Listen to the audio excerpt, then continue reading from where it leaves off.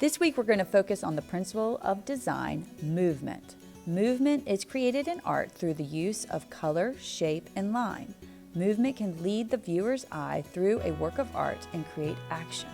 Movement can be created in many ways, through the use of tone or value, depth, action lines, and even wavy lines. If something is supposed to be moving, how do artists show movement on a still piece of paper? In the following photographs, you can see people or objects in action. And if you look really closely, you'll see a couple hints on what to draw and how artists may create the feeling or sense of movement.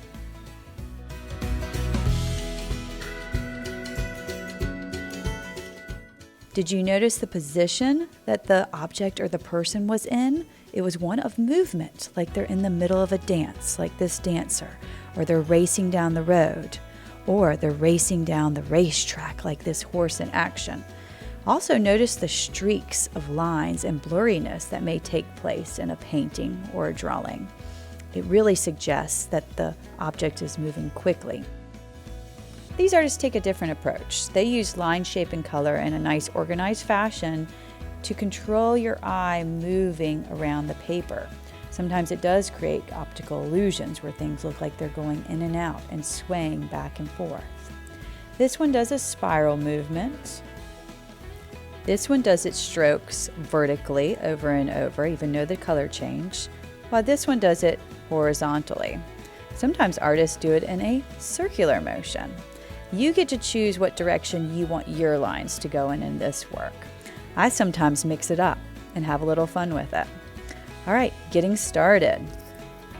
When I start my piece, I do start it with a pencil.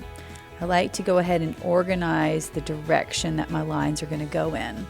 So take a few seconds, probably anywhere from 30 seconds to 2 or 3 minutes, and decide what direction are your lines going to go in for this piece.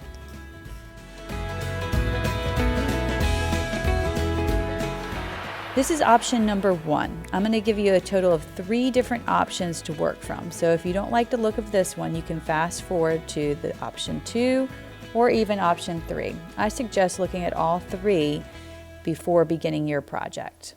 Now, you do not have to follow me step by step on these. You can decide what type of line do you want to use. A curved line, a broken line, one continuous line. You may even throw in a few spiral lines, or whatever you find that would make your work the most interesting. I kind of like to play with this one and come up with a couple of different options. You're also going to make your own color choices as you work through this project. I'm beginning with red, and then I'll be going through lots of different colors. I'm going to do markers, even work in paint on this one. The one kind of towards the end will be done with chalk and in an order of a rainbow. But you decide. Are you going to use warm colors on one side and cool colors on the other side? Are you going to go from light to dark? I definitely suggest using those elements that we've learned in previous projects on here.